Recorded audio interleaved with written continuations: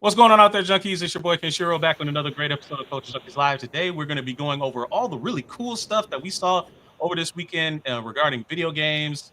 Cover a tragic death in the YouTube community, and also talk about the Acolyte episode. Want to say what's up to Imora. Welcome back to the channel. Been a while. Hood Pirate, a rebranded longtime follower of ours. Welcome, glad to see you. Wolverine Solid X, good to see you. But don't let me talk. Let me introduce who else is going to be on the show with me today. My good friends, GQ, the Sith Lord himself, the great Dadakuji over there. King Amarak is back on the scene as well. It's interesting we can't hear along him, with but we're live. 313. Interesting. What's up, fellas? I can't. Oh, you can't hear him? That's weird. I Can't hear who? Apparently, he can't hear you, but I can hear him. He must have me muted somehow. I don't know what Must happened. be a settings problem. Yeah, it might be a settings thing, but it's a good thing to see him. Good to see y'all. What's up to the other Steve as well in the chat? Scene. Good to see you. So hope everybody had a really good weekend. How's everybody? Outside of my stomach hurting, I'm feeling okay. That's alive news. and kicking. That's news as always. Alive and kicking. Okay. And I ain't Amarak, how kicking. you doing, man? That freshly bald head of yours. It's fresh. Nice breeze. No, I'm all right. It's I'm all fresh. right. It's clean. Too. So fresh and so I clean. gotta keep it. I gotta That's keep good. it clean. But no, this is. Wait, this is hold. my Okay, Christmas. so. Summer Games Fest. This is your Christmas. That's what you're saying. Yes. Okay, got you. That makes sense. GQ, can you hear me yet?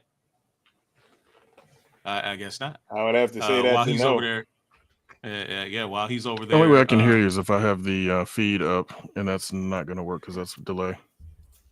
Okay. Well, hopefully you can hear me and get that resolved. I know he'll get it worked out. But while he's doing that, want to go over a couple of quick news and notes before we jump into some of the other stuff. So, like I alluded to in the show open a couple of days ago, it was revealed on his X account that tragically Comic Historian has passed away. He's a big time YouTuber. I shouldn't say big time because he's not like a super huge influencer, but as far as in the genre space, Comic Historian had carved a name for himself with his long form explanation of entire comic book arcs and series.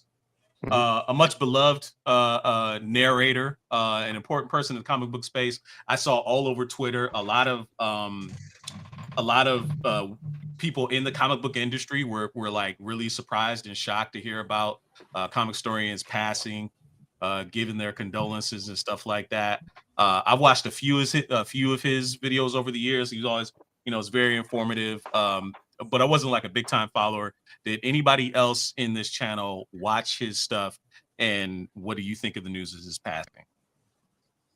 I was a big fan. I started watching some of his things, like know your universe. So I was watching all that, and then I got into like some of his like later things where he was doing like narration on some of the stories or whatnot. Favorite one was he did the whole Blackest Night story. That was cool. He also did a couple of things. He did his manga story was pretty cool. Forgot he did manga story. Eligible I Monster. forgot about that. Yeah, he did that. Eligible Monsters, he did like actual comic books on video games, and also he actually played some games on his channel too. So yeah, he did a lot of things. He was very, and he will be definitely missed. Yeah, he absolutely will. You're 100% right about that. All right, looks like GQ backed out and he's trying to, get his stuff situated. So we'll have him. He'll rejoin us as soon as he can, I'm sure. So I'm gonna. Oh, there he is. Actually, he's popping back in now. How about now, GQ? Can you hear me? That should be better. Okay. He's missing the G. It's just .q. But that's okay. It's not a big deal. It's not a big deal. We'll fix that at some point. There you go. Question answer support. Yeah, that's right. Actually, that's actually a pretty good one. That's actually pretty good. So comic historian passed away. He backed out again. That's weird. Hopefully he'll get that all straightened out and it won't be too much longer. Also in the news today, just announced the Blade movie, which honestly, man, it's almost like that thing is in development hell now. The Blade movie starring I don't know what the deal is. Mahershala Ali is supposed to be Blade. Mahershala Ali, yeah. What's that? This is fate saying that he shouldn't be Blade. I don't know. So I don't know. He has to be bad on camera with this. Yeah. So they lost the director, Jan Damage. So it's just an ongoing thing with the Blade movie that it seems to be having some kind of trouble. These things happen. It's not a big deal. So lastly, the last thing I heard, and this is kind of big and it's kind of different if we're being honest. It was just announced today that Sony Pictures has bought the Alamo Drafthouse theater chain, which operates more in the South than it does up here in the North. I've never been to an Alamo Drafthouse, but I know a lot of people. I think it was one of the first ones to allow like fully was it that you could order food and drink and have it delivered to your seat or something like that. It was one of the first theater chains to do that, and now it seems to be something that all the theater chains are doing. But yeah, I thought that was pretty interesting that Sony has now entered the exhibitor space and can literally exclusively show their squeeze out other movies at the Alamo Drafthouse if they chose to do so. GQ, you're back. What do you think of something like that happening? I mean, it's fine. Realistically, if they're smart, they're going to show other movies. That's the only way they're going to really make money. Sony's catalog isn't really deep enough of good movies to just be an exclusively Sony theater, so they're going to have to show other stuff. No, I mean, whatever. It's another way to make money, so it's a smart move. As long as they're smart about it. No, that's true. I think it's dumb. That was great. I think you think it's dumb. Yeah, I think it's dumb as all get out. Like, could you imagine going to a store and you only can buy, Capcom games? I have a lot of stores I go through that are like that. There are, and they don't particularly last long. There's only ones that you can really Store. And I was going to bring up the Apple Store, but that's like a completely different category because Apple's different. Brainwashed, so yeah, it's kind of different. Yeah, Apple's different. How is it different? It's you just said you walk into a store and you can only get products. Yeah, but I'm not talking about electronic or something like that. And Apple does have a lot more than just the iPhone. They do have their own products. And with saying that, walking into a store just to buy freaking Capcom games is not on the same gosh darn level, and you know this. So it's not the same comparison. It might sound the same when you say the same thing, but their products aren't the same type of product. One people are brainwashed, the other are actually a choice, because you're not gonna just buy every Mega Man game just because Mega Man is Mega Man. Whereas people who buy iPhones just buy iPhones because iPhones are iPhones. That's a completely different. Like, no, they buy them because that's the phone they like. It has nothing to do with brainwashing. Maybe for you. It's just Apple phones are good because I like Apple phones. It has nothing to do with the fact that I said maybe for you. It's like, honestly, it's kind of like the sub versus dub debate. You like what you like, and you're gonna buy what you like to buy, right? It'd be stupid if you had only. It's not going to be the same thing for going in to buy a Capcom game or a Square game. You got to go to a specific store just to get a specific game. Where you go to a game store and all the games are encompassing in that. It's kind of the same thing for a movie. Like, you want to see a specific movie, and in your area, this is the only movie theaters. Like, in our area, we are lucky to have Imagine, and we're lucky to have AMC. But if we had just AMC and Sony bought AMC, for example, and you can only see Sony movies in your area, but there's a movie you want to see that's not a Sony movie.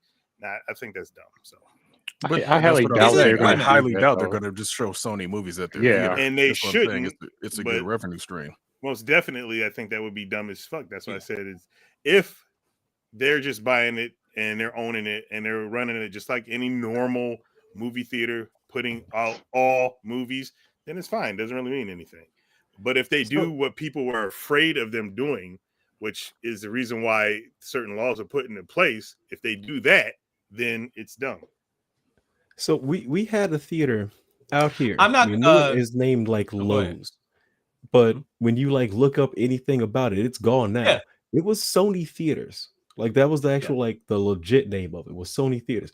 I have no idea what that even like meant at this point now. Like, did they have at one point dedicated theaters? Yeah, a long time ago. Like a long. This is like it had to be like 90s. It wasn't dedicated to just way Sony products though. That.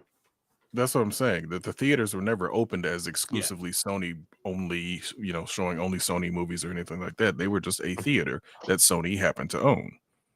Now they're dipping their toe back in it again. Who knows if they're going to, they learned a lesson, whatever made Lowe's fail. But like I said, I highly doubt that they're going to spend money or make this merger or do whatever to only show their films because their catalog ain't that deep. No, hell no. Yeah, that's what I'm saying. Exactly. That's why I said it would be stupid if they were to do something like that. Mm-hmm. So, I thought that news was pretty interesting, and I thought, I kind of wanted to talk about that as well. So I want to say what's up to MK Prior 12 over on YouTube. Grand Finals Gaming over there saying, oh snap, ugly gang, what's up? I don't know. I guess he thinks he's funny saying that. But anyway, he says the only ugly person here is me. and obviously he's a fan of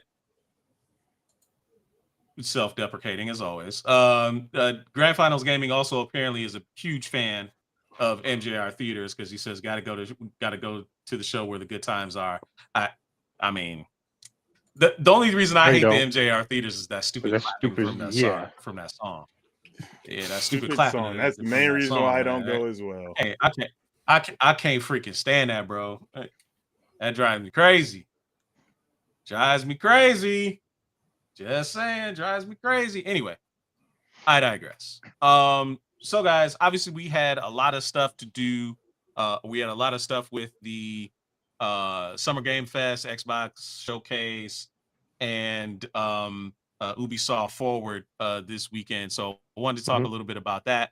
Or do you guys want to talk about the Acolyte Episode 3 that we saw last night? What do you guys want to get to first? I know what Hammer I want to do.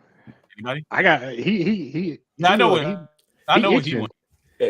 Go ahead, man. My vote's already in the bucket. Go ahead. His vote's already in the bucket. What do you guys think? Yeah, he said his vote is already in the bucket. So I said do Acolyte because you can get it over with real quick because not a lot happened in the episode. That's true. So, I mean, I feel like with regard to Acolyte Episode 3, while it wasn't like action-packed, it did fill in a lot of story. And we were talking about this in the Discord watch party last night. By the way, we do watch parties every week, Tuesday for the Acolyte. We'd love for you to join us. Come in our Discord, !Discord on Twitch over to get the invite. If you are on YouTube or Facebook, we'll have to make sure you get the link somehow, some way. We'll pass it through. Make sure you can get the invite link. It's up there on Facebook. I don't think it's there on YouTube. But anyway, I digress. I came away from episode 3 with a much more a less positive outlook on the Jedi and how they operate. And that's probably on purpose. And I know that probably rubbed a lot of people the wrong way. When you hear the backlash about the Acolyte, I think because the Acolyte is challenging a lot of people's perception of what Star Wars is and how Star Wars operates, and they're muddying the waters and making it less black and white, good versus evil type thing. A lot of people don't like that. What do you guys think of that? You think of kind of the stuff we saw and how it's changing. I don't things. know I if that's don't what really- I'm hearing people not liking about it. All the big name Star Wars talker abouters, they hate the episode. They dislike it. I listened to a little bit of Stupendous Wave before this, and he was talking about he didn't like how the children, the actors were, and he you know, his whole episode was a half hour long, and I was feeling sleepy and ended up taking a small nap. So I didn't watch the whole entire thing, but I'm pretty sure they're probably complaining about all the stuff that I heard prior to the episode even coming out. And what Star Wars Theory, I lost a lot of respect for that guy because I hear he's kind of mature. So He's but kind of regardless of that. But yeah, he hated it too, but I'm not gonna watch his video. I unsubscribed from that dude. But they're all complaining about specific things. Even somebody in the Culture Junkies had put it up saying it looks like a CW show, and I retorted, watch the originals if you want more realism. And I'm being sarcastic if you could, which is a good comeback. Yeah, because it's like that. Yeah, I know you are. That's a good comeback. Like again, this is going back to, you know, challenging people's perspective of what makes Star Wars, and they want to put it in this neat little box. It's lightsabers, it's blasters, it's you know all this other action stuff. And a lot of people are complaining, it's like, oh, this thing is slow. There's no real action. Nothing's happening, right? And that's what I hear all the time. And of course, obviously, you get the troll stuff with, you know, too many women, too many POCs. You know, GQ, what do you say about a lot of that? A lot of these gripes that seemingly are from the perspective of people that are just wanting nothing but pew pew pew, pow pow pow type. I mean, they're feel free to swallow a hollow point at maximum velocity. I don't really. I shouldn't be muted because I haven't touched anything. I hear him. All right, so like I was saying, There's I some don't kind really of delay or something like that. I hear him fine. I don't with a delay either. Yeah.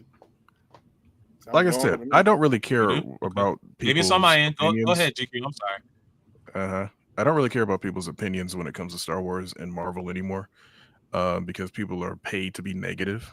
I call them nils. Realistically, it doesn't really matter what people want out of Star Wars. They're going to get what is given to them, period. Like, they don't, you know, you can like Lucas and all that. Lucas sold it. His opinion doesn't matter anymore. Disney, whatever they put out, that's what they put out. Star Wars has never been one of those things where it's like, oh, it has to be exactly this way. It's like, okay, if Lucas is still doing it, fine. He's not. It's all Disney. They're doing what they're doing. If they're taking the Force and making it this mysterious thing, which has been described as multiple things, even under Lucas, so what? It's not really, it doesn't change anything. It is an ever-evolving story. And for them to say, okay, well, it needs to be this, needs to be that, you're stuck in the way it was told to you when you were a kid. Grow up. There's many different ways to look at these stories. Personally, the Jedi have always been evil and pointless and stupid to me. The Sith have a much better outlook on the way things are done. Passion, emotion, that's how real people are. That's what makes the Sith more intriguing to me as a person. So for the Jedi, you know, in this particular episode to be all high and mighty, it's like, okay, it's just like organized religion. It's the same basic problems of organized religion. So I enjoyed the different outlook on Star Wars and making it a little bit less, you know, like you said, pew pew pew and kiddie. And it's like, hey, they're tackling real stuff in a fantasy way. So I had no problem with it. It doesn't break Star Wars for me because they suddenly wanted to look at something different. My thing is, I don't even understand like how they can try to think that Star Wars needs to be put in there. If you have a galaxy, huge galaxy, not all stories are going to be the same. Not all people are going to be the same. You're going to have different sects. If the Force is something that's a thing that binds everybody together, different people are going to use it in different ways. Different people are going to call it something different. Because, like, you know how they say a rose is a rose by any other name is still a rose or something like that. It's still the same thing, but people are complaining about that. And one of the things that I think is hilarious is, had this show been animated Clone Wars style, exact same script, But animated, like look like Clone Wars, I bet you none of them had any complaints. Probably not. Not one. Yeah, probably not. I'm enjoying what I'm seeing, but I've always enjoyed the stories. It's just you hear like another complaint that I was hearing is like the fire. Oh, she put the fire and it's a stone like temple thing, high stone temple catching fire. Who cares? It's science fiction. You have and science fiction fantasy at that. You have light that comes out of a metal handle that only goes so high that can cut through anything. You got people who can go to any parts in the galaxy in a matter of minutes. You have aliens. You have, different types of, it's fake. Who cares? But apparently they make it their life to care. Oh, fire in space. Yes, real life. We're not in real life. Who cares? Mm-hmm. And if it has some kind of oxygen source that's coming out of the ship, because I believe it's coming out of the ship, it can still burn in some way. Mm-hmm. I don't know. Maybe I'm not. Who cares? I don't care if it does burn or not. It's not real. It's supposed to be telling the story. Yeah, and I keep hearing, people saying that, like I was watching a little bit of John Campia's open mic concerning Acolyte 3, and people were complaining about, this coven of witches, are doing stuff that nobody had ever heard of, where they've been throughout the entire, I'm like, come on, bro. Like they started a new just to avoid people like you saying, oh, well, if I never heard of them, then how do we know that, they're able to do these kind of things? Because they just made it up. They can make stuff up. What? Yeah, like, come on. At one point, General Grievous didn't exist. Hell, at one point, the Emperor was just the Emperor. He wasn't Sheev Palpatine. He was just the Emperor. That was it. Like, man, these people. Well, that's the thing is, I want to watch the show, and I want to be able to talk about the show and how well I was entertained by the show and the story about the show and talk about the show. I'm tired of everybody trying to put their own stuff onto it, and that's why I'm trying so hard not to pay attention to other stuff, and why I'm not listening to these pundits. Yeah. As it just it's that person entertainment. Like, if they love it, and that's the thing is, stop watching Star Wars. That's what I think. Just stop watching it. Well, you guys they'll don't like never none do of it. Just stop watching it. They'll never do that because they got to fuel the grift. They'll never not watch Star Wars. They got to have something to basically try and monetize their content off of. So they'll never give their real, true opinion. They'll just put their own spin on it for hate clicks. Oh, maybe they really do, but they just don't see it. They don't see it from the perspective is that it's a piece of art that's meant to entertain you. And if you're not entertained by it, it's fine to have your own opinion. It's fine to tell your reason and why you don't feel like it's entertaining. I do not think, and I've said this a million times, that your opinion should be based on what you think it should be. You can have that opinion. I just don't think that opinion needs to be shared in a manner that, this is how Star Wars is going to be because I said so. I mean, I could say something completely different. I think Star Wars should be all gelatin monsters with friggin' all their lightsabers look like Nintendo cartridges because I said so.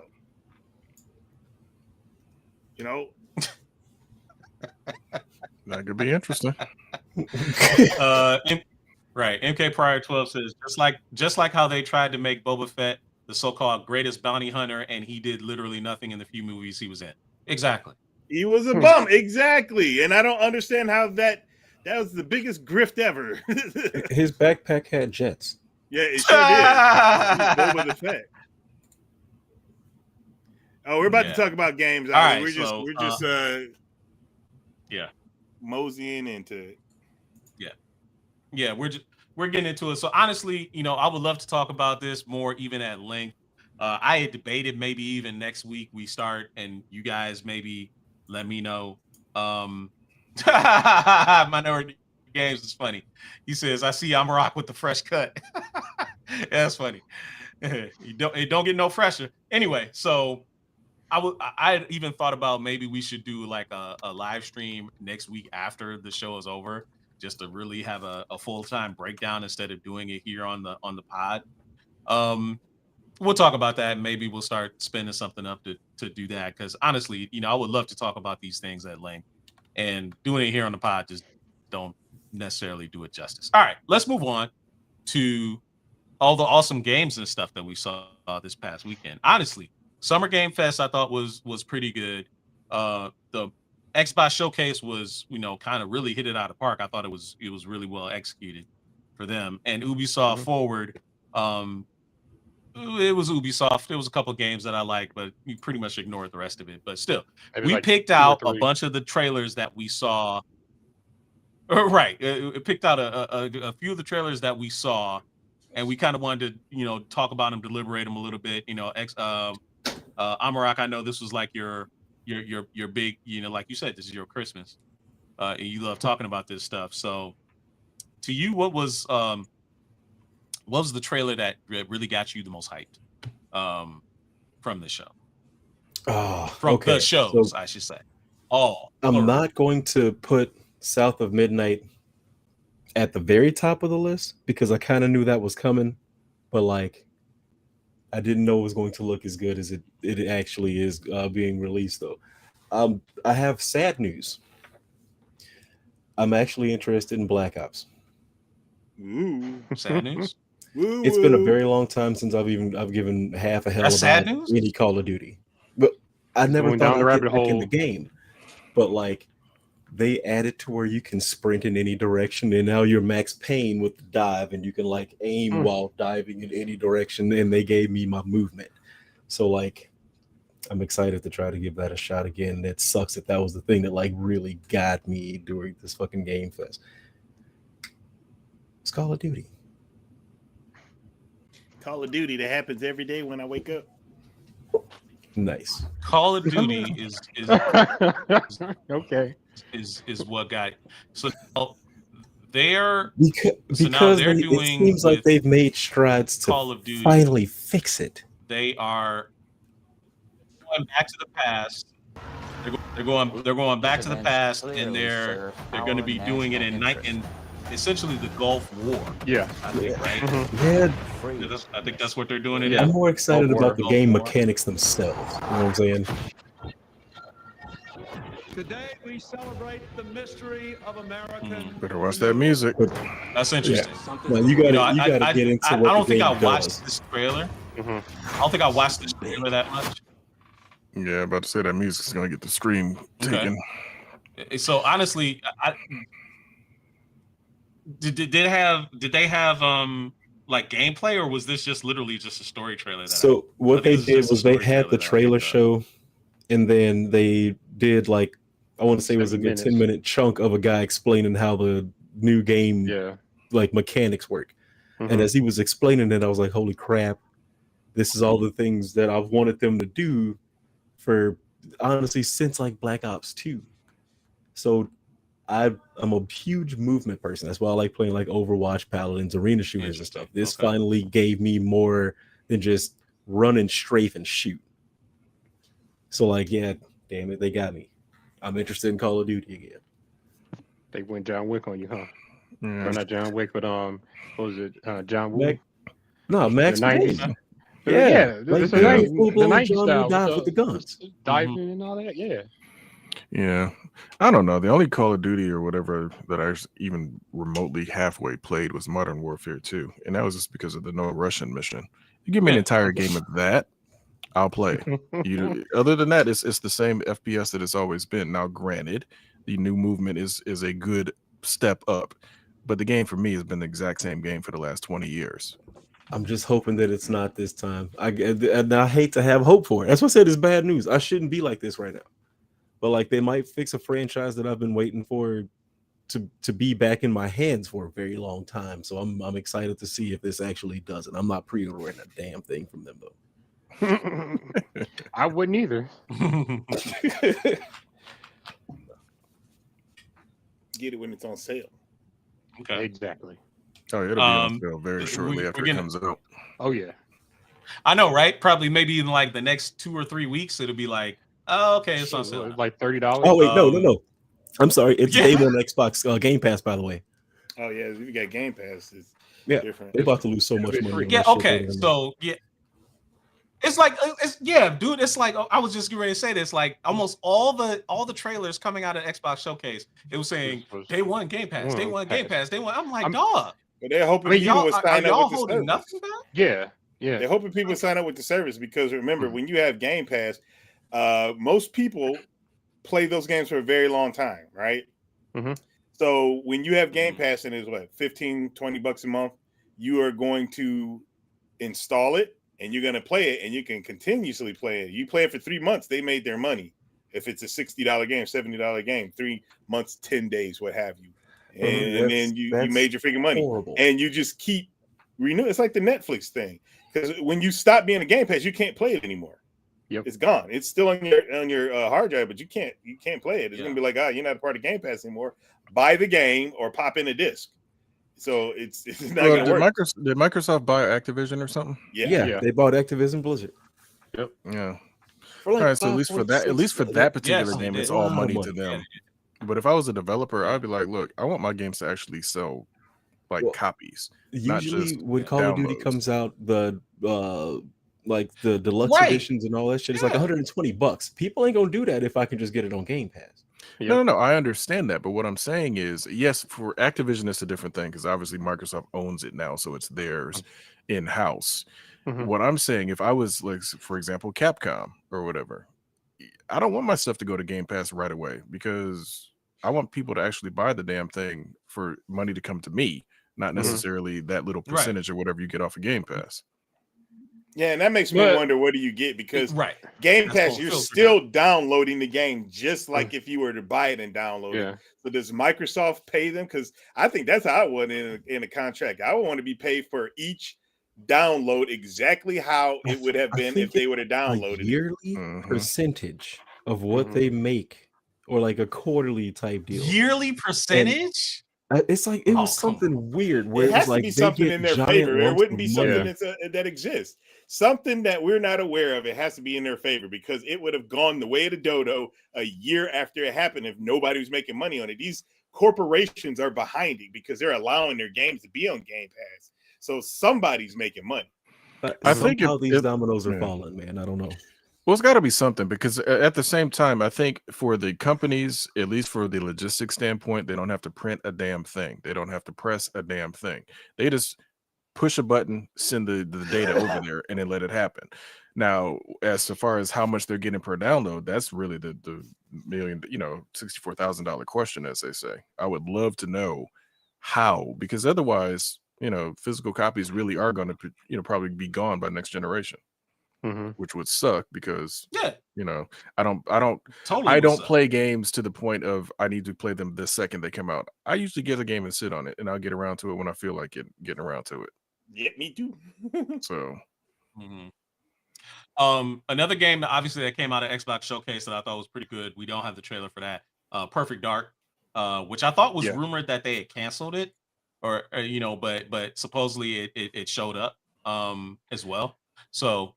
Saw that one. I thought that one looked pretty good. Some people were like, "This isn't." I think we were on Sunday. We were watching it at Dido's house. On Sunday, I think. What's funny though? Perfect Dark, is it? Yeah. Hey, Kishiro, what's funny though? When we were watching it, I think we all were shocked that Crystal Dynamics was actually the developer. Not Rare. Yeah. That was a shocker too. Yeah, we did say that. We did say that. Minority Games, the troll, the show troll. Amarok is kind of jacked. He would wash y'all in push-ups. Like what? Like really? Like what? I don't know why. I can do 5 push-ups faster than he can. Then I'm done.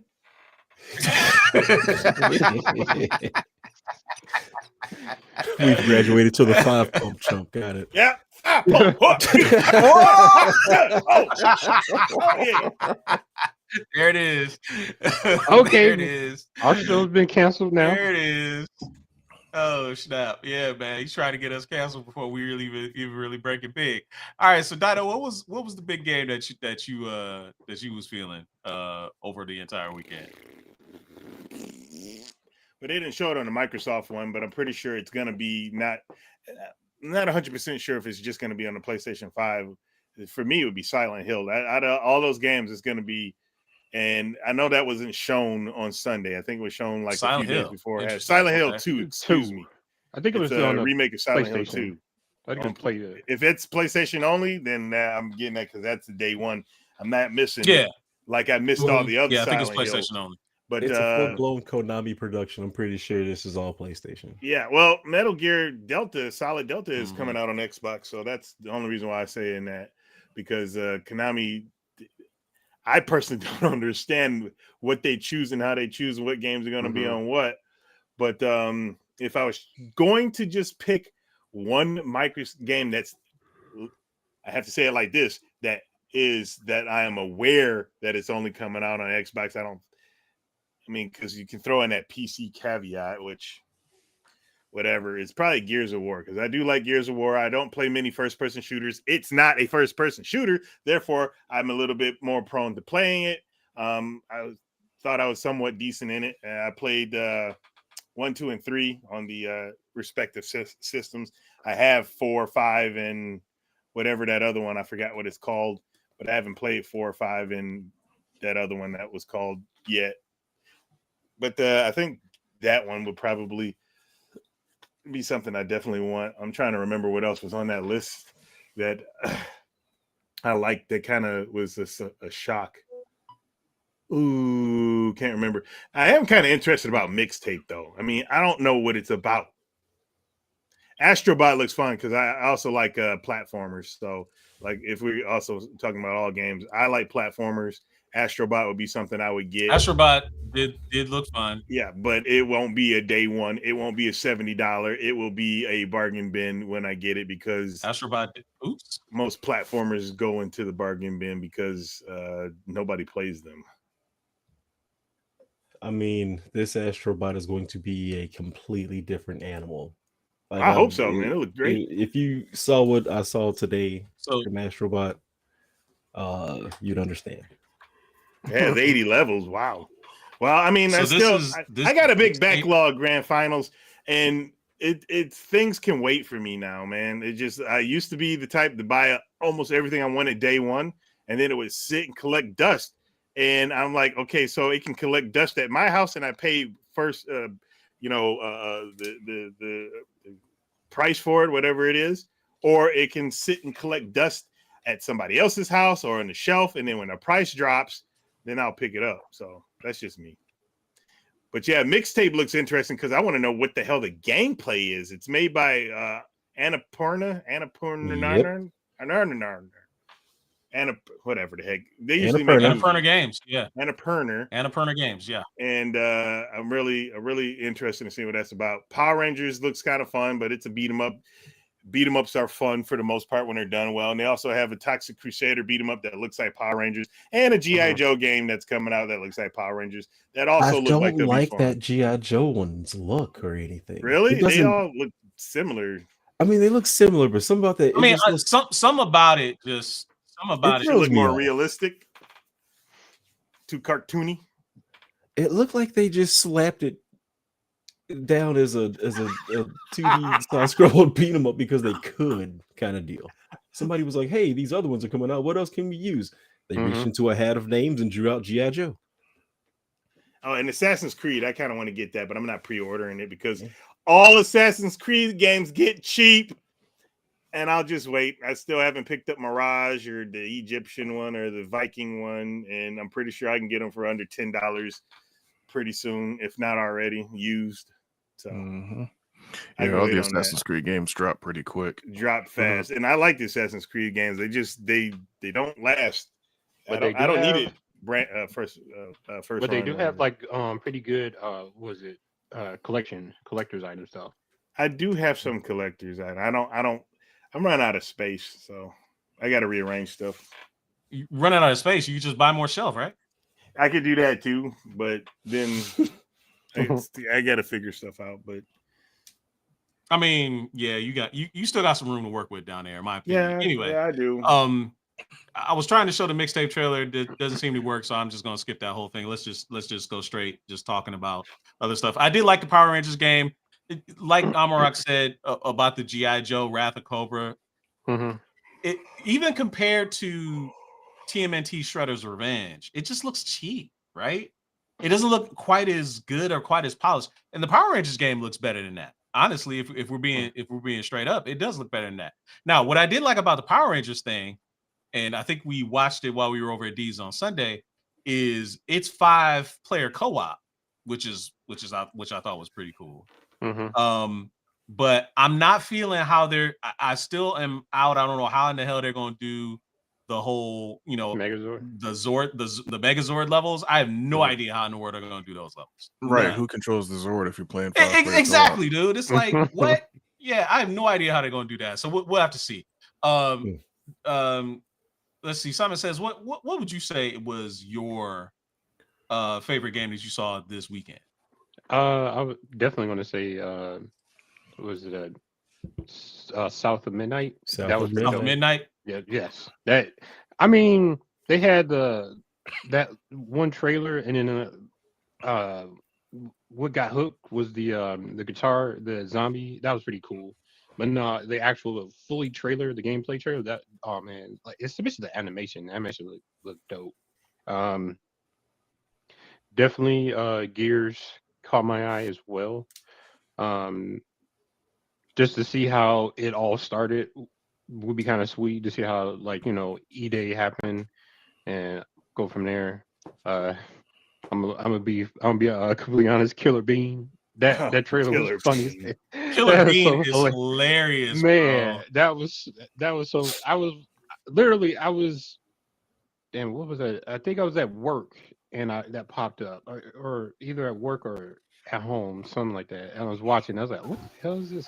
I was like, "Oh, I remember this," because they actually did the actual. Was it like a Flash series or a cartoon that came out? Killer Bean. So yeah, that was pretty cool. So here's South of Midnight, yeah. and I just Oh my god, dude, this is the fight system. Is this? Yeah. I'm probably gonna get that too. Yeah. Because that looks great. I forgot about that game. That is something I definitely. Yeah. Dude, it's so pretty. It does look pretty. I'm honestly South of Midnight. I hope it doesn't get the Forspoken treatment. That's Yeah. my only concern. Let's not speak that into existence. Please. I'm sorry, man. I'm just saying. saying. Too much about that game looks good. No, it does look good. Same thing with Forspoken, though. I know, man. Yeah. Exactly, bro. Exactly. Same thing with Forspoken. Let's see. So Ali's saying about Doom. Yeah, he's saying as far as games go, I'm not too grabby. LOL is Doom. It's just a shooter that you can. It's an arcade one, like so. I haven't even finished Doom Eternity. Now, Amarak was telling me something. Was it you or was it Spotty saying it yesterday about what they said about? It was you. Well, it's a new actual tag.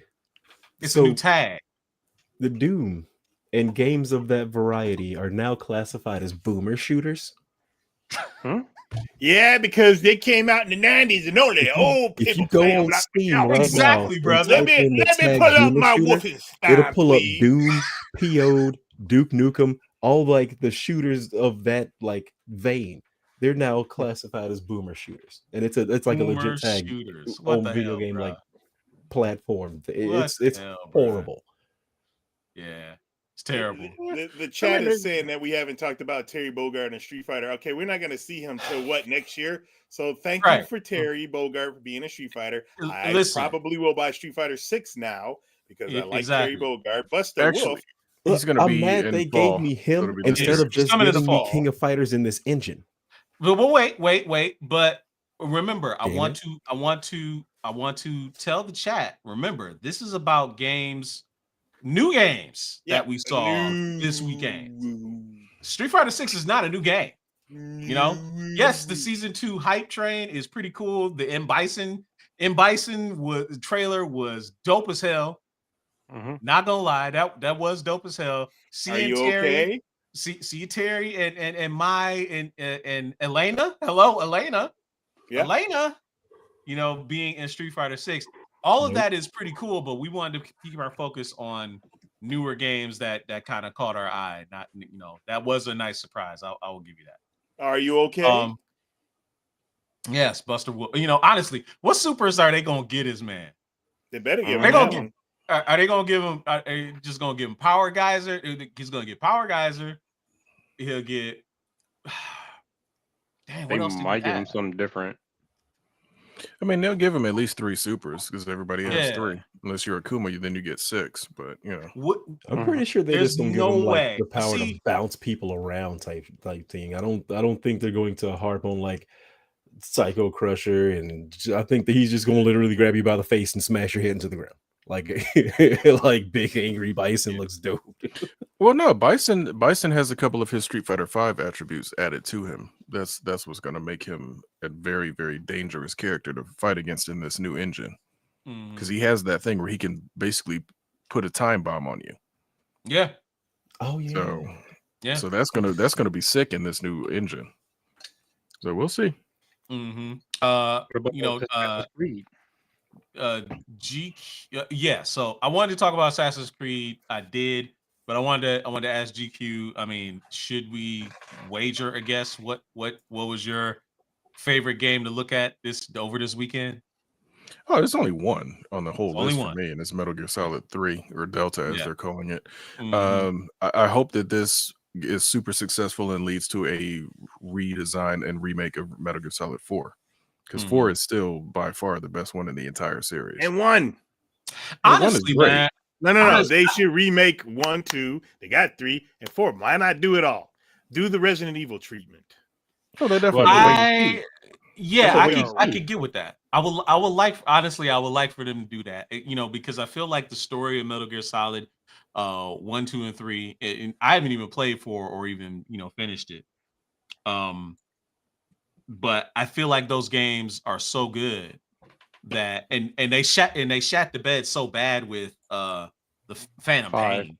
Yeah. Yeah, with Phantom Pain, they shat the bed so bad that like they killed that whole thing. I didn't It was even just play like, the Phantom fuck- Limb. I just Yeah, I like, gave up on it. yeah, Phantom. Yeah, they were just like whatever. Just- Yeah, I'll get around to playing it one day because I got Yeah, one of them. I don't know if I whatever. got the other one. I forget which one is which. I think what people liked about 5 was the online, and then they liked the fact that you could put balloons on people and send them into orbit, basically. Mhm. And so that, like, I saw nothing but videos of that, but I rarely saw like true gameplay, videos of 5. 5 was just so far removed because it was supposed to be closer to Portable Ops, I think. Yeah. And like one of the other, portable games. It's like, no, you guys should have just stuck with what you had because part 4 was a masterpiece. Mhm. So they should have just kept going with that, but they didn't. To answer Hand of Omega's question, Metal Gear Solid Delta is a remake of the 3rd game, which technically, if you want to call it a prequel, yes, it is a prequel. Yes, it is. You a deal prequel. with Big Boss or Naked Snake instead Yes, of Naked Solid Snake. And he's not naked because he's not wearing clothes. He's naked because he was put in the jungle with nothing. Nope. He had a Not stun at all. gun and some cigarettes. That I think Yes. he What was the Peacemaker? What was the name of that one?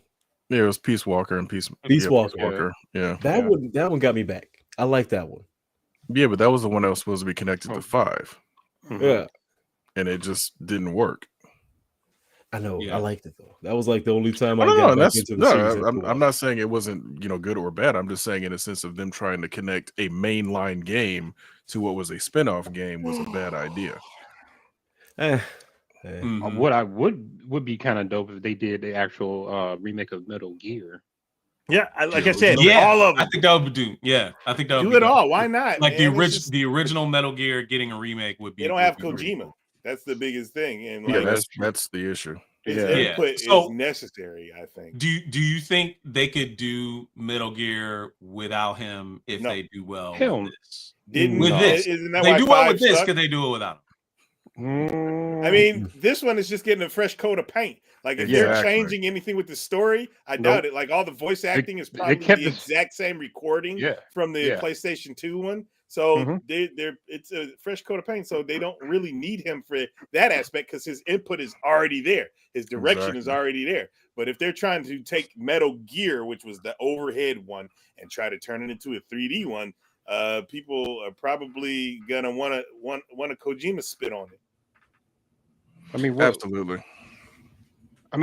what was the survival version of Metal Gear. What the hell was that Oh, called? Survive. That was Metal Gear Survive. Yeah, I it's played like literally. that was Literally, that Metal was Gear them Survive. that was them trying to say, oh yeah, we can do this without you. Literally. Yeah. And it was like, Mhm. nah. Yeah, that shit was a nightmare. That shit was a nightmare. The thing that gets on my nerves though about Kojima, Mhm. and it's not so much a slight on him, it's the fact that it's like, why is nobody as creative as him when it comes to just gaming in general? No, like for real. Like why They is don't want creatives. because No, all no, the no, rest I of these understand people that, in but like creative the space are last making movies. the last thing that was even close to something like Kojima was that Eternal Darkness on GameCube. That was the last time you had somebody, you know, some type of think outside the box thing going in gaming. And Eternal Darkness didn't sell well, and they just proved to them that's not what gamers want. Even though it was I've damn been good told game. it's a great game. I haven't played it. Mhm. But remember, anything that was like original, anything that like from the PlayStation 2, PlayStation 3 era, PlayStation 1 era, even when they were taking chances, they don't take chances anymore. They put I it. understand. Yeah, that's the problem, and I agree with you. I wish they would have some people do some creative stuff. The problem is I think it's because these video games cost so gosh darn much to make now. They don't want to take a chance, and they need to scale it down. I think a little bit to be able to accommodate that. Crazy idea. They need to I do think something. a big part of the problem though is the audience has changed. The audience has almost basically gotten to the point where they can't accept thinking outside the box, having their hand, you know, not having their hand held and this and that. You know what I'm saying? It's literally like, you know, it's us being old heads, but I'm pretty sure a lot of the old games we grew up with, Atari and, you know, NES and all that, a lot of these kids probably couldn't even handle the fact that it's like, no, you don't, we're not going to help you. Yep. You got to There's beat no it on your infinite own. continues. There's no infinite continues. Yeah, it's like the game is the game. Figure it out. And a lot of you know, the modern audience is not, they're not down for that. It's a shame, but that seems to be the case. But like I said, Metal Gear, the first time Psycho Mantis had you sit the controller down and was reading your memory card and was moving the controller with the rumble feature, it's like, dude, Yeah, brother. I think that was awesome. man. Has That was anybody awesome. has anybody played the collection? Because I popped in and installed the collection, and I wanted to see something, so I put in Metal Gear Solid, which is the PlayStation 1 game. It looks like how it's supposed to look. It doesn't look better than 4K, but it looks like PlayStation 1. But you can put on fake memory card games. So when you get to that point, he would still say stuff. They have like a whole list of Konami games that he said stuff. It was games I didn't even know he said stuff with. And I was like, wow, that's kind of cool. Oh yeah, most people knew Castlevania because obviously a lot of people had Castlevania saves of some sort on their PlayStation because of Symphony of the Night. Yeah.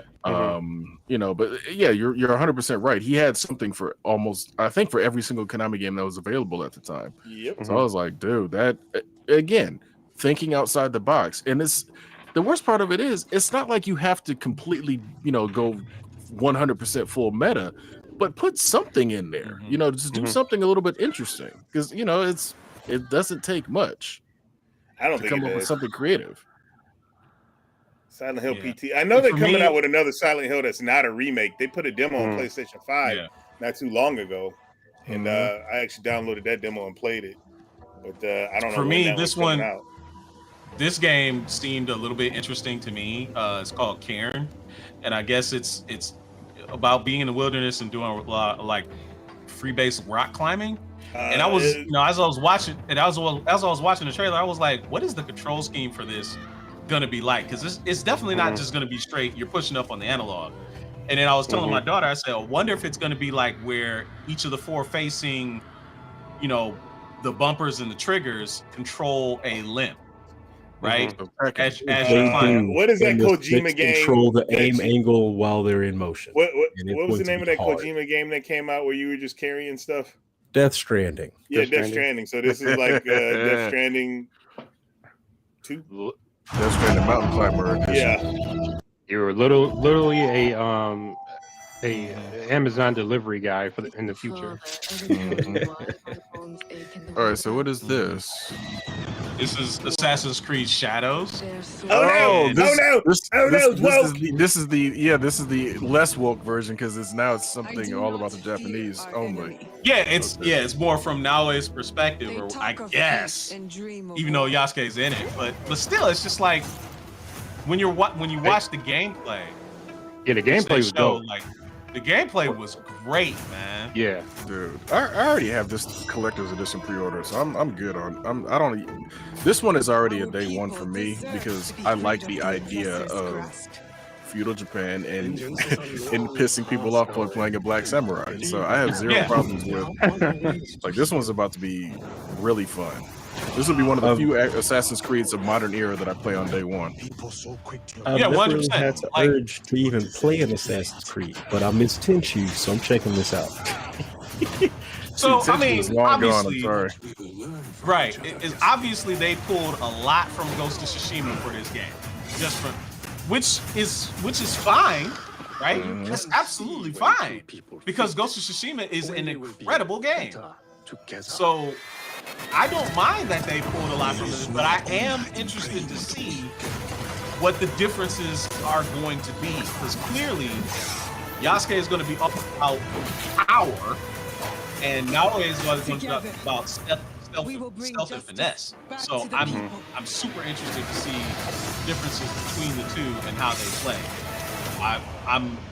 I'm sold, bro. I'm super sold. Oh, super sold. As long as this is an Assassin's Creed game that lets you just kill everybody that's in your path, because that was one of the things that was a downfall for me for Assassin's Creed 2, the very first one. They were like, "Oh, you can't kill them because this." I'm like, "No, they're in the way. I'm killing everybody." They literally would penalize you for killing like innocents and various randoms and whatnot. I don't even remember that. Oh yeah. Because even the first one was like that. Like you had to go through it. Once you beat the game, you kill it whoever you wanted. But if you started off murking like innocent people, they were like, penalties, you can't do that. That's not how it's supposed to go. I'm like, that's how it goes. Like honestly, something like that, I imagine a Superman game would have something like that.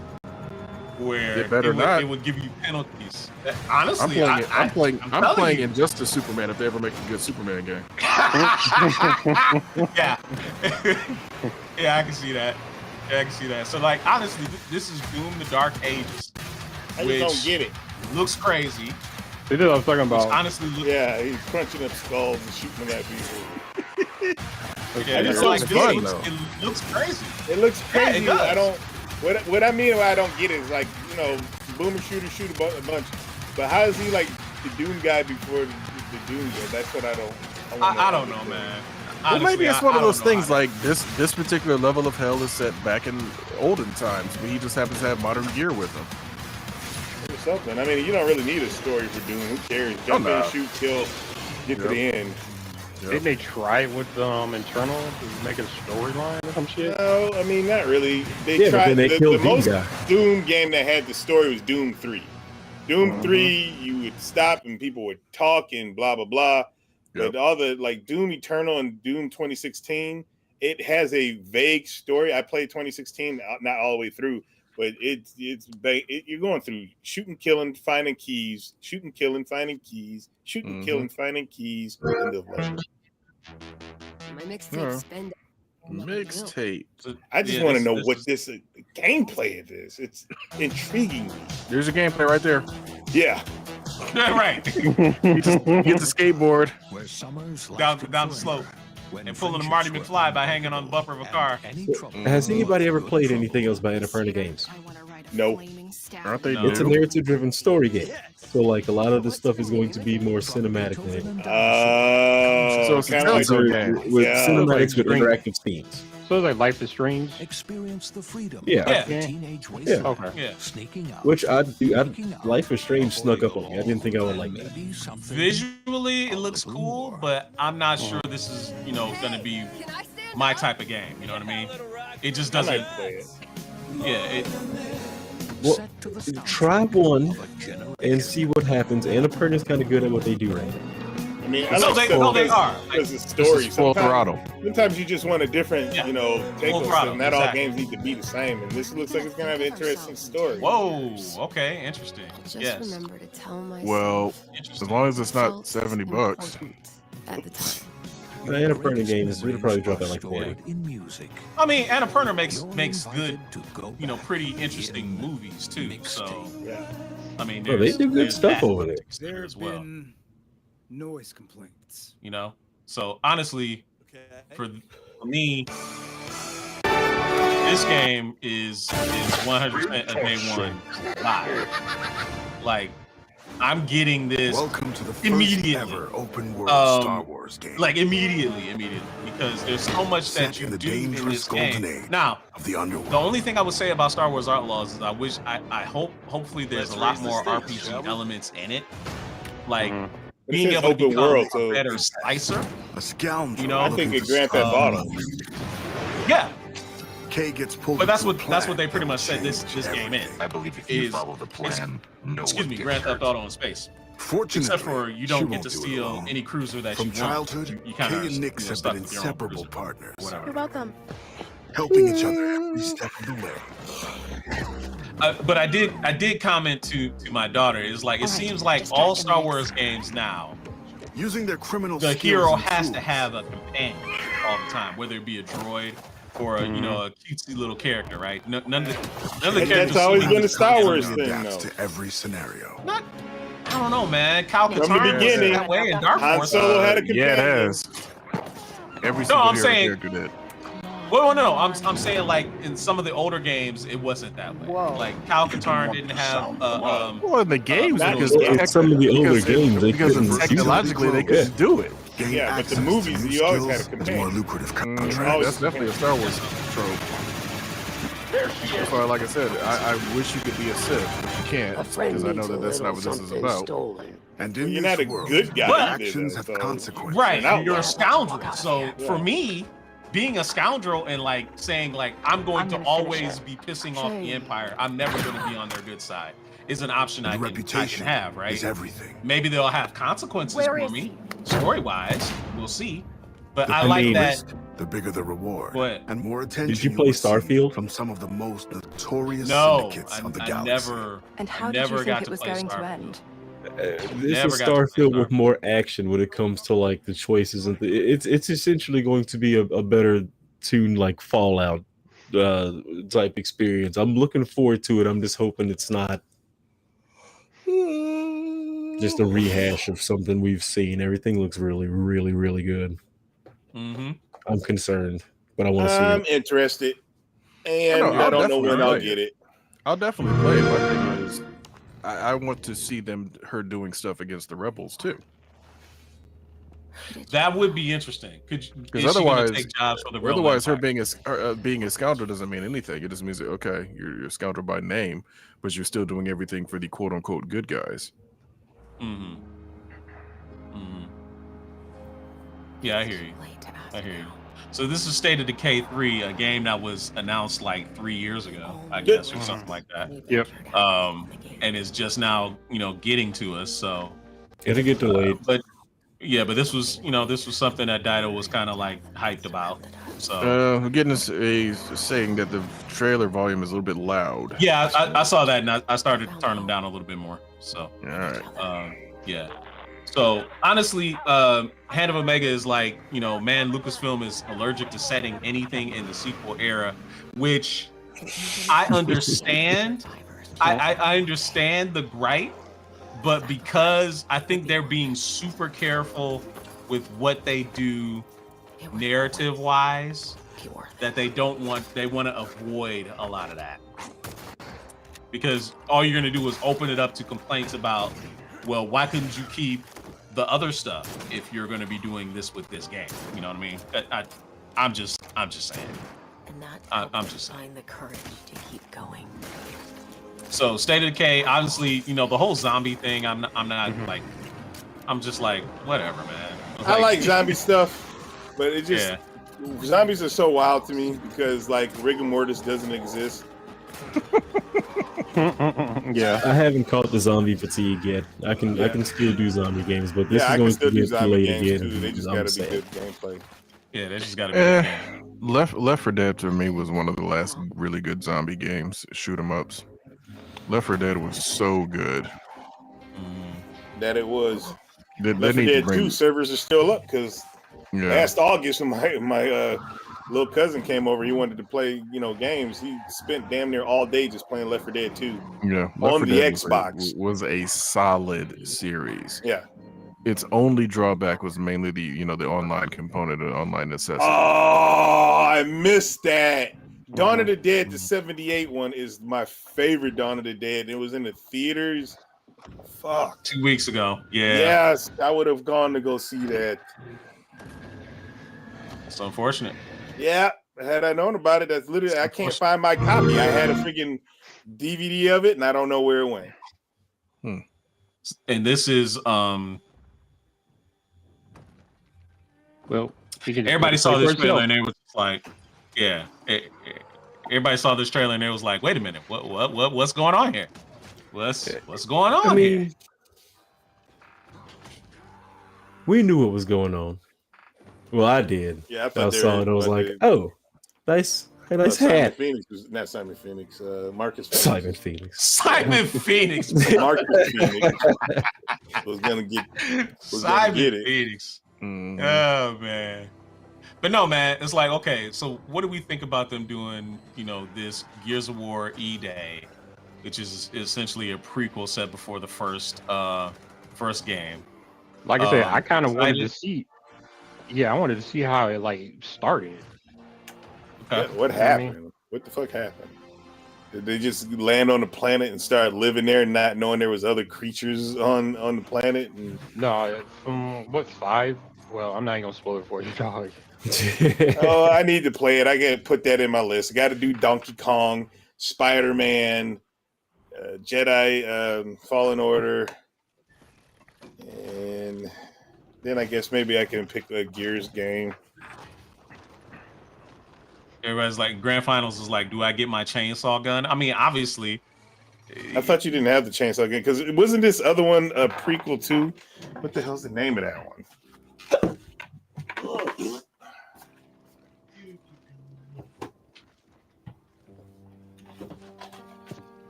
Gears of War Judgment. Wasn't that a prequel? Gears of War Judgment? No, I don't think so. That wasn't a prequel. That was a sequel. It says in the immediate aftermath of Emergence Day. So they had to be a prequel. You don't play with Dom. So that's the aftermath of this game. It has to be because it says on the back. So they made a prequel of a prequel. So this is probably. I still have it. It's still sealed. I haven't played it yet. So, honestly, yeah, I like what Waffles said. Go ahead, man. No, go ahead.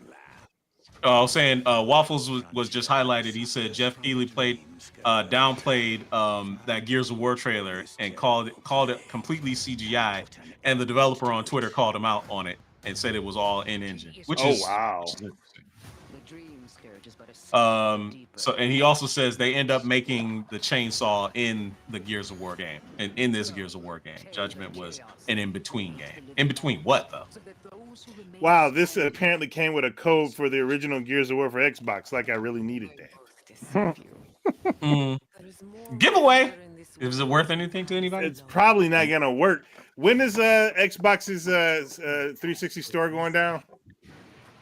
Didn't it already go down? Yeah, no, I heard it was going down soon if it hasn't already. Because I also heard they were lowering prices for a lot of stuff. So okay, so how does this work? Somebody let me know. So if you got an Xbox One and you wanted to port over your Xbox library, are they Xbox 360 library? Are they saying all those arcade games that I bought are just going to be lost forever? No, there's certain ones that will still be there because the other ones are on your Game Pass. So go get that subscription. Whatever, man. There are ones that will only be on 360. Like I got this one game that I still need to finish on 360. Need to put that in my rotation. I can't remember the name of it right now, but it kind of reminds me of it's not really Mega Man-esque. why can't I remember the name of it? But anyway, that one's not backwards compatible for the newer ones. But games like DuckTales, Castle Crashers, you know, there's a lot of stuff that I got on our Xbox Live Arcade that's 360 that works on my Series X. So, and now we see why physical copies are still king. Oh, 100%. They're still superior. 100%. And on top of that, you got to also have a working system too, because for some stuff that aren't backwards compatible, this game I want. They've been taking that out of everything. I mean, Sony's been taking it out of everything. Not been, has. Phantom Blade Zero is definitely that game that really caught my eye, and I was just like, wow. Yeah, I'm probably gonna get that too. Like just wow. But it's also gonna have to be, you know, on a sale or something, just because it's gonna sit. I still haven't played Nier Automata, Automatopoeia. Automatopoeia, yeah. I haven't played Neo 2. Here's the problem that I'm seeing with a lot of these games, though. They all feel the same. They all look the same. That's why I can wait. I mean, I want it, but I don't need it. No, but what I'm saying is, it's like a lot of like for example, this particular style, I've seen it in like the last 5 games that were, you know, hack and slash games. Yeah. And then that's starting to. But what I'm saying is that's starting to become dull. Yeah, I agree. It was cool the first couple of times, right? But now it's getting super repetitive. Yeah, you're switching around the theme, but the basic engine and style of play is still the same. Hey, look, we went through this back when we first started playing video games, bro. You know that every platformer that came out, you had good platformers, you had bad platformers, but they always trying to be Mario. No, absolutely. But at least Sonic was different enough that it was actually fun to play. Yeah, and it was most enjoyable. This one might be that Sonic. Waffles, we know they said this is the Souls-like. It's 100% a Souls-like. The only thing that separates that is the story and the fact that it has more like of a Ghost of Tsushima feel to it, where more people can play this without getting their ass whipped enough to where they're mad at the game and don't want to even invest in it any farther. But that's buying the controllers as well. And I think that's become my problem with that particular genre. It's like, okay, once you've mastered one, you basically mastered them all. Well, Waffle says it's not supposed to be a Souls-like. They said it's supposed to be like Devil May Cry, which, you know, either way. Wait a minute, which one though? Which Devil May Cry? Was the one that was kind of like a Souls-like? There was a Devil May Cry that was like a Souls?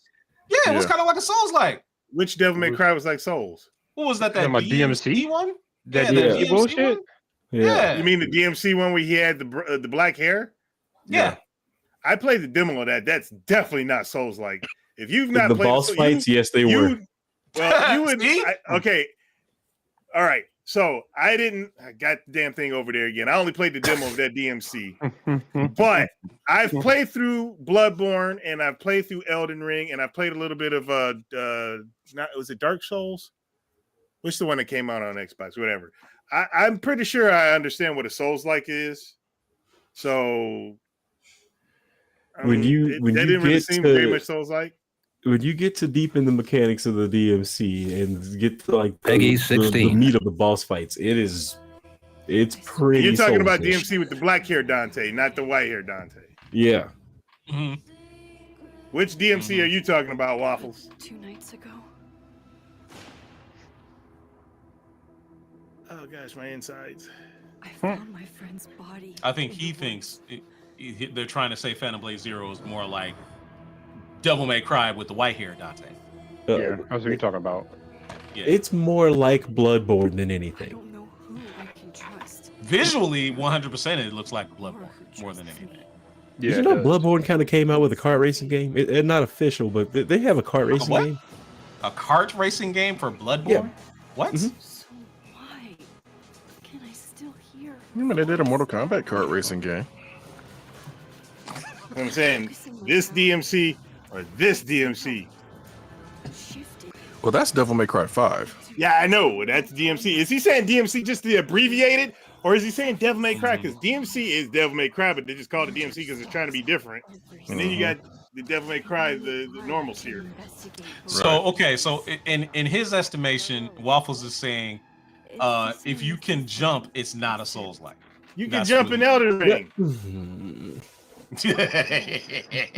I'm just saying. I know you can jump in Elden Ring. Yeah, you can jump in Elden Ring. Yeah. So, and Elden Ring was 100% Souls-like. Definitely a Souls-like. You meant Devil May Cry, period. Okay. I see. So, would Ninja Gaiden be considered Souls-like? Oh, you can jump though. Yeah, but you can jump in Elden Ring. Right. I mean, almost, because when you get to like the what was that, Sigma or whatever the hell they made? Well, no, Ninja Gaiden Black was a Souls-like. All the other ones were just hard. But we didn't have Souls games as a genre at that point. I understand. What I'm saying, I'm saying from the sense of the bosses actually being really difficult and like razor sharp difference between life and death. Ninja Gaiden Black all day long, because all the other Ninja Gaiden games, even the original Ninja Gaiden, weren't that hard. Black was like, oh, you really want a challenge? Okay, here you go. Damn near impossible. It's way too fast paced. Yeah, because the Souls games are not fast paced at all. The Souls games, they will. You make one mistake, you're getting whipped and you're getting waxed pretty fast. And I think the whole thing that makes it Souls-like is not just the hard part of it. Is when you die, your experience points is your currency.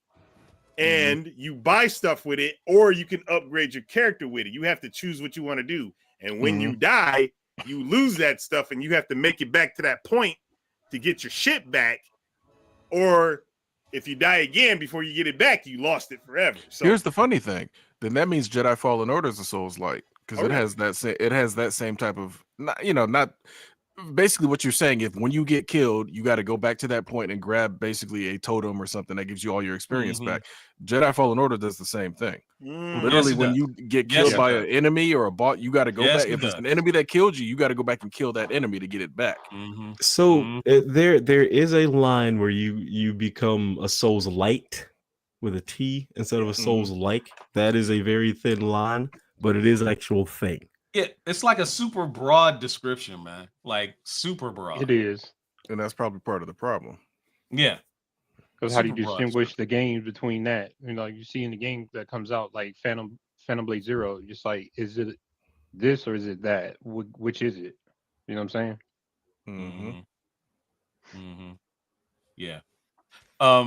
Honestly, that last game, Neva, was really a visually beautiful game, and I'm starting to really like a lot of these more indie games that are pixel based 2D platformers, because I feel like maybe something with a lot of these AAA games, a lot of the similarities between them all is really starting to kind of like just really turn me off to a lot. I think people are starting to realize that video games need to be video games finally, and we're getting to that point. Like Ori jumped off some cinematic stuff. experiences. And not cinematic experiences, This one is almost too much of a cinematic experience with like Ori and what was it? But Ori had a lot of gameplay. Ori had a Neva lot doesn't of look Ori like you're going to really do much good. but a couple of boss fights, and everything else is just like running from side to side. But it's gorgeous, so I don't know about that. Right. It reminds me a lot. Like one of my favorite side-scrolling games is that Deedlit, the Deedlit game, the one based on regular Lotus War. Yeah, need to play that too. Dude, that shit was awesome, man. I got it, but I ain't played it. Visually, it was really beautiful, man. Visually, really beautiful. But it just so happened to have Deedlit in it, which that's a deep cut for old school old anime heads like me. Oh yeah. But it's great. I wish we could get more like that. Like expand some of the anime games into being something like that. Like that. That'd be pretty cool. I'd love to do that. I don't know. I'd love to see in the comments what some other people saw and would love to be talking about from this weekend that we didn't cover. Oh yeah, I got one other trailer I was kind of gonna show, and it's Killer Bean, like the whole Killer Bean. Like Killer Bean is freaking hilarious, bro. Like just everything about it is just freaking ridiculous, man.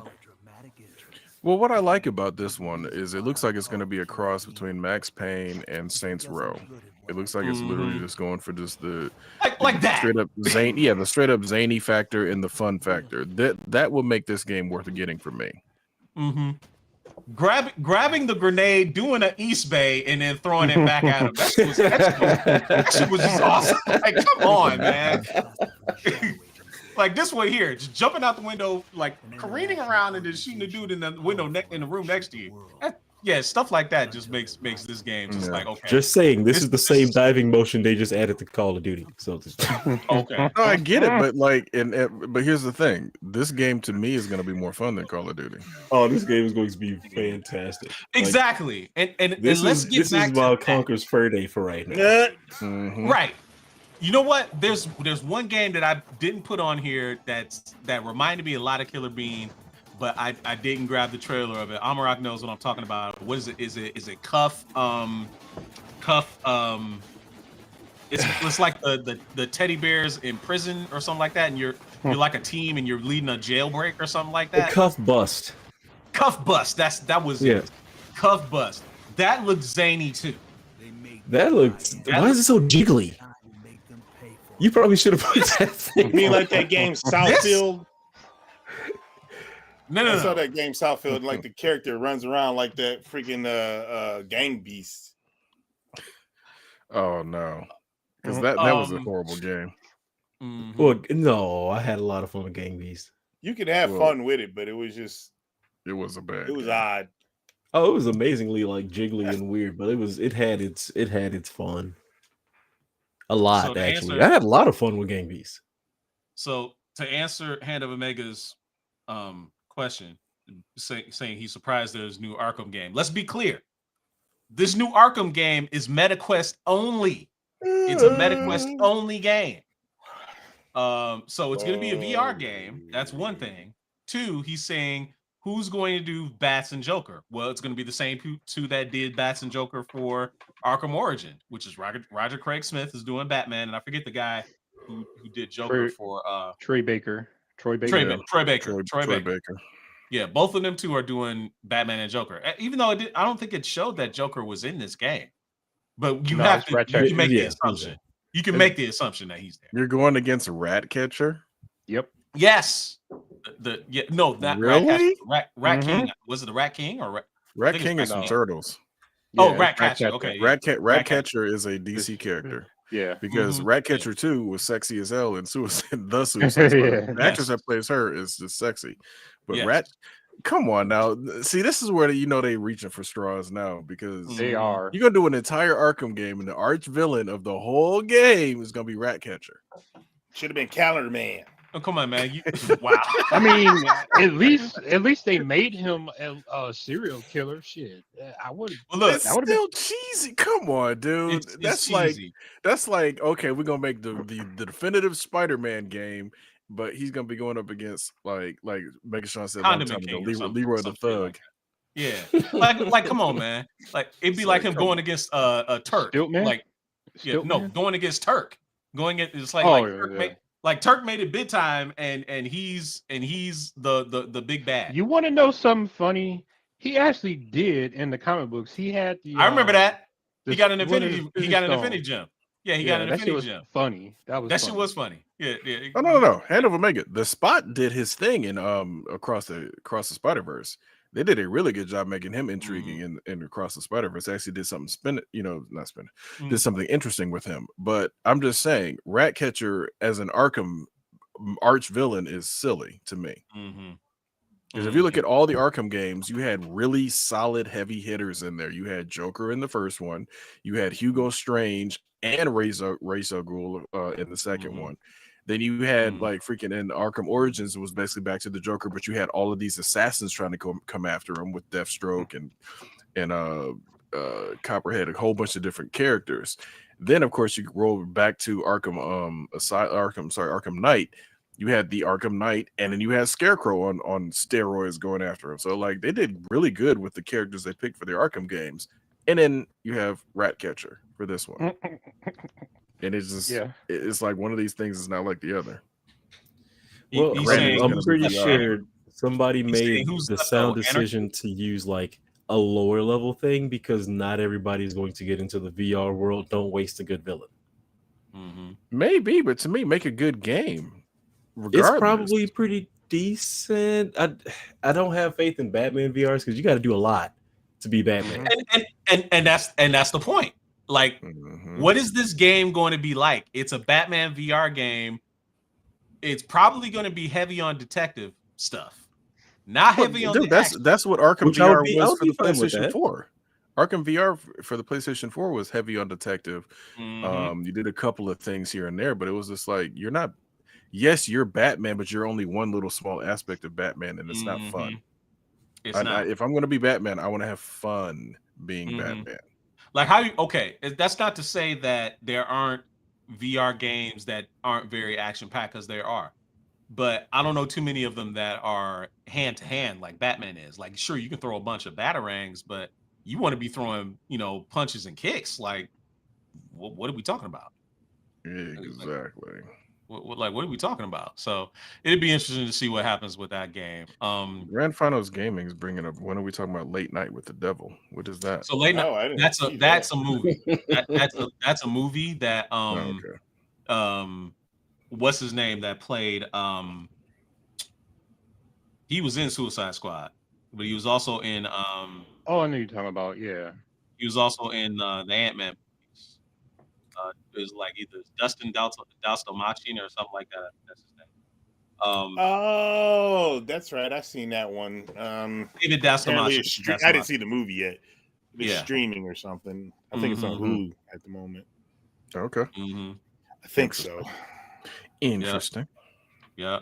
So, Hand of Omega, going back to the Arkham game, was asking like, who's left though to do as a villain? Anarchy, but technically they did Anarchy too. I think Anarchy was in Arkham Origins. Was he in Arkham Origins or was he in Arkham City? No, he's in Origins. He's in Origins. Okay. Yeah, he's in Origins. Okay. I mean, realistically, Batman has a lot of villains that you could work with. Yes, they used Two-Face, they used the Riddler, they used a lot of them. There's still other characters besides Ratcatcher that you could have as a villain. Calendar Man, Kite Man, use Kite Man. Well, you run into Calendar Man during some of the Arkham games. Yeah, I know he was in jail in one of them. Yeah. I mean, you fought Clayface in Origins. I mean, they've done a lot of his rogues gallery in Arkham. It's just digging all the way down to the bottom of the barrel to get Ratcatcher is hilarious to me. Maybe they said that we need to pick someone that is going to be so down the line they're not going to be expecting much out of us if we do this guy. Like, you don't put Ratcatcher up there with Mr. Freeze and expecting like, oh, half the town's going to be frozen. You need to find Mr. Freeze or the Joker and his elaborate jokes and pranks. No.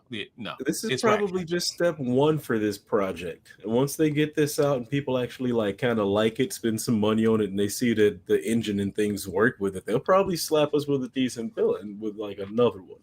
But yeah, we'll see. I wouldn't upfront put a bunch of money out and get voices and like get the licenses to a dope ass like character and all that. I would just do something simple, give it to a team of people who can make a quick VR game. Hopefully, it doesn't. But here's my problem. We've already established that action is probably not going to be this thing's main focus because they probably haven't figured that out 100%. The detective work is going to be, is there rat shit everywhere? Oh, it's probably Ratcatcher. That's going to be the extent that's going to be the extent of the detective work right there. Follow the rat shit. It can't be that bad. Follow that. It can't be that simple. Just follow the rat shit. Just follow the rat if they really wanted to get sick with it, they could have did a Batman Beyond VR game. Yo, that would have been dope. I would have loved to have had that. Then all bets are off as far as the villains because they've never been using any of those villains except for Joker. Yeah, you can do scratch anybody you want, and you have a Batmobile that flies. So now you can just go right into jet mode in VR to get around. There's so much stuff you can do with the Batman Beyond in VR that you can't really do with a standard Batman because standard Batman has no powers. God, Vader Immortal. Oh man, those Vader Immortal games were excellent. Oh my God, those games were great. They were great. It's because you have a character that carries a laser sword and can basically gesture and kill people. Perfect for VR. Yes, perfect. Using the Force and the lightsaber in that game was perfect. Great stuff. It was great stuff. He said, let's see, I saw something up above. Let's see. I felt like it was something that he said Minority Games said, what y'all think about Dragon Age Veilguard? Someone I thought someone I watched it. I thought someone I watched it. Yeah, go ahead. Yeah, no, I looked at it. I don't know. It was kind of weird how they described it. It was like they were looking for another how they did it almost looked like it was like a heist type deal, but it kind of wasn't. They were just looking for another body or something like that. How everything was going around, but I don't know. It looked all right. The graphics look pretty dope, but it's kind of like if I were to get it, it'll be like during like D said, wait till it drops down in price. Bargain bin. I don't think I've ever played a Dragon Age game. I know I haven't. I've only played Inquisitions. Same. And honestly, it wasn't bad, but it was all right.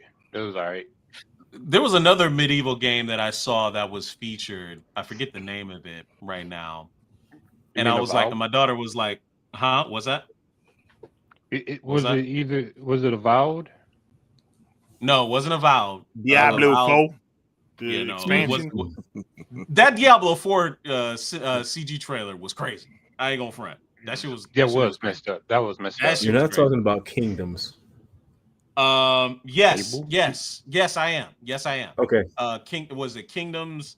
Is it Kingdom Come? I think it is Kingdom Come 2. It's called Kingdoms, and then there's another name. Like I'm looking through the list now. I can't even. I thought it was Kingdom Come 2. That should be Kingdom King.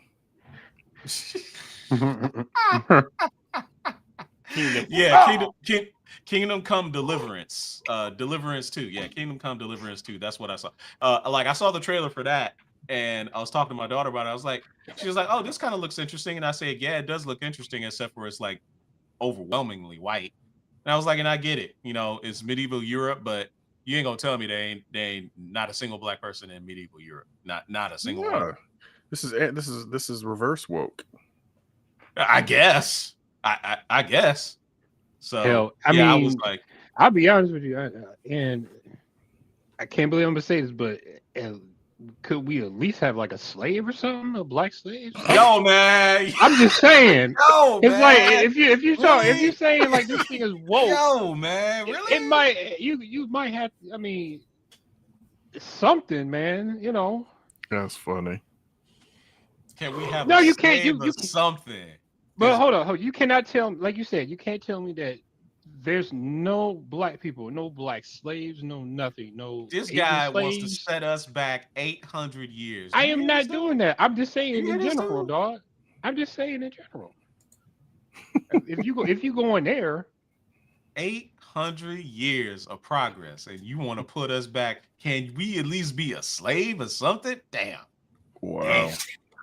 Damn. Really, man? Come on, Simon says. Now we up in the big leagues. Exactly. Come on, man. Damn.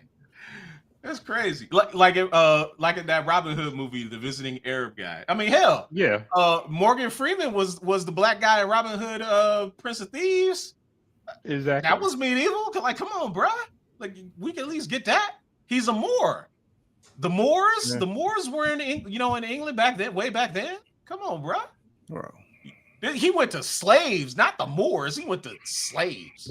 Whatever, man. Let them have their game. It'll be all right. Yeah, I'm not gonna play it because again, it's not even about the white or black thing. It's just a lot of those games are boring. Yeah, a lot of them are really boring. Mm-hmm. He's at Hannah Omega's asking about this. Sonic Shadow Generations is this year though, right? Yes, I think it is. Yeah. No hope for that. Well, it's not that I don't have no hope for it. It's just I played this Sonic game. Generation. I played this game before. Yeah, I played. There's not Sonic enough personality in Shadow right now for me to be. It's just another sprite. It's exactly. They don't even have him like doing the skate thing when he runs all the time. It's like it's just another game. It's just another Sonic game. Like, well, hold on. I played this game before. Hold on. Shadow, but when does the new movie come out? The third movie this fall, I think. This fall, right around when this game drops. That's exactly why this game is being made. Exactly. Because he's going to make his long-awaited appearance in this film. It's going to be awesome. And I don't know who's voicing him though. Keanu Reeves. Really? Yeah. Yeah. Nice. Okay, so you got Keanu Reeves, Idris Elba. Okay. Idris Elba, bro. I just finished watching Knuckles yesterday. Yo, man.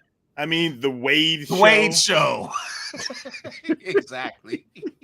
Knuckles is expensive to render for a TV He is, show. man. He is. I ain't gonna front. He is. But Idris Elba as Knuckles. TV budget and movie budget is kind of different. I mean, I get that, but when you're making a TV show and you have a budget for it, when you're storyboarding, you know how much is going to be in there, and if you put the character's title on there, you should be able to have budgeted for what he needed to be in there. Hold on, is Sonic even in the show? The first episode, that's it. So they truly did the straight up old school guest star spinoff thing where it's like the main person makes one appearance and they hand it off to the spinoff character. But since the spinoff character costs too much to render, they had to hand it off to another supporting character. That's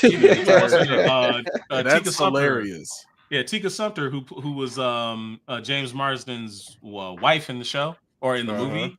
She was in the first episode, and then the first episode, and that was Knuckles and Tails were in the first episode. So they used up all their star power in the first episode. But James Marsden wasn't in it at all. Oh, I didn't think they were going to get him, but I'm just saying it's hilarious. That's legitimately their. This is straight up mid 2000s. Movie to TV spinoff. Sitcom. Yeah, this is straight sitcom.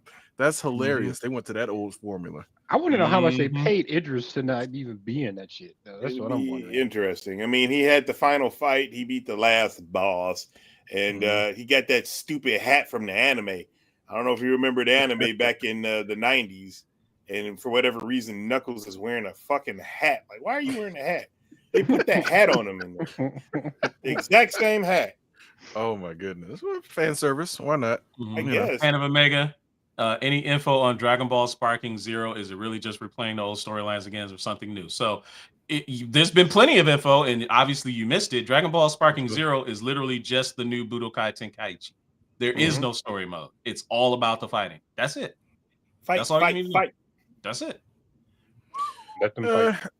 My thing is, they had so much potential with Dragon Ball. They could just let you play from Vegeta's standpoint the whole time. I would love an entire game based on that. Aren't you gonna give them credit for doing Dragon Ball Breakers? No. Damn. I was gonna say you want to play from the. I mean, that's a different perspective. Always losing. No. You can change. No. Make it so since you're in control, you can change the outcome. Then they have to tell a new story. To me, that would be interesting. To literally have it where you start off on Planet Vegeta as baby Vegeta in the training room, killing all those little green men. I forget what they're called.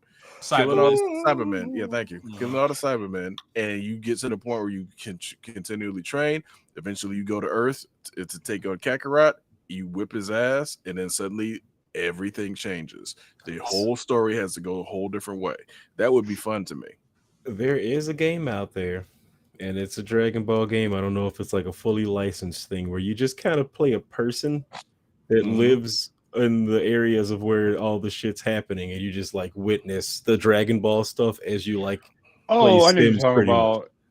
Is it that one where you're just a normal human running away from like? Yes, that's Dragon Ball Fighter. That's Dragon Ball Breakers. Yeah. Okay. You're running away from the destruction. It's like it would be like putting me as a regular person in a Godzilla game where I have to get away from his wanton destruction and carnage. Like, well, see, that would be fun. Would it? Would it really? It's a game where it's just like you have to get the hell out of Dodge and the Godzilla's coming. Yeah, I'd play that. I would have fun with that if it's a side mode to a main game that lets me do the other stuff I was talking about.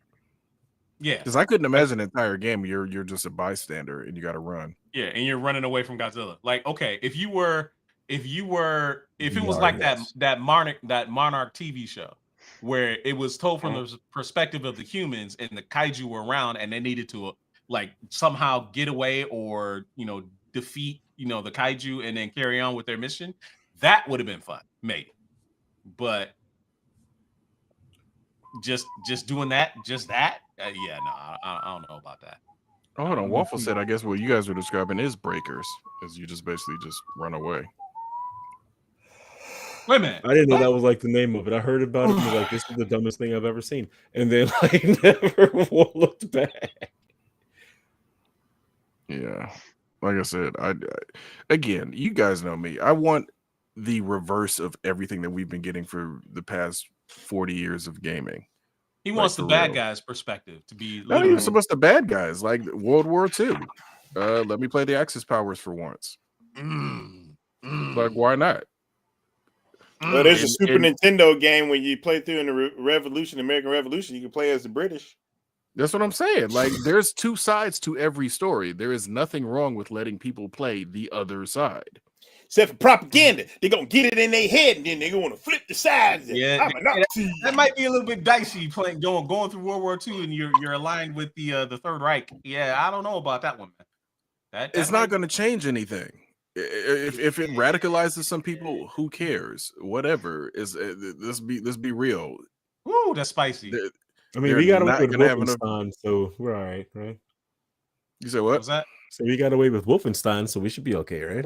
Wolfenstein, you were hunting the Nazis, like that's different. So yeah, but like that's totally swap different. that around, take over. Do that. That'd be all right. That's what I'm saying. Like, again, everybody gets up in arms about, oh, it's morally or this more. It's like, no, it's not even about the morals. There's another side to the story. And it's just because you've grown up listening to one side of the story does not make your side of the story necessarily right. So Mr. Waffle says there is a game made by the Disaster Report with Godzilla and all the other kaiju monsters. I kind of remember hearing about that. I forgot about that. Huh. That's funny. Anyway, it's well after 10:30. We gotta bust on out of here. We talked about a lot of games. We've been talking about more stuff. Obviously, this weekend. Actually, wait. So tomorrow, I think it's tomorrow. The Boys season 4 comes back. The Boys comes back. So I think that's tomorrow. This weekend, House of the Dead season 2 comes back. I mean, House of the Dragon season 2 comes back. I'm super excited for that. Can't wait for that. And then we also got the Acolyte to talk about and a few other things as well. We're entering the summer season, getting every step closer. We're getting to Wolverine and Deadpool. Shout out to the Disney marketing department doing that what is it, the homage to the Logan poster with the latest Deadpool Wolverine poster that they had. Yeah, I thought it was pretty funny that they did. Yeah, it was pretty funny. When is GFG coming back? I don't know. You tell us. When is GFG coming back? I have no idea. You let me know when you or anybody else wants to be on, and we can get that hooked up. So you just need to let us know. So anyway, it was great talking to you guys. Hope you enjoy you. We can expect to see you back for next week for another great episode of Culture Junkies Live. From my friends, the great Adakuji, Amarak, Simon Says, and GQ. I'm Kashiro. We'll see you guys next week. Hope you have a good one. The great Adakuji. Hey, what games are over there? Hey, what are those games that you got over there, Dado? I was doing some cataloging. So 8 Eyes, 720, Bad Dudes, Baseball Stars, Batman, Black Master. Batman is still one of the greatest 8-bit soundtracks of all time. Great music. Great. Doing some cataloging. Yeah. I got a new program and I got to put everything back in. All right. Have a good one, Kyle. See you.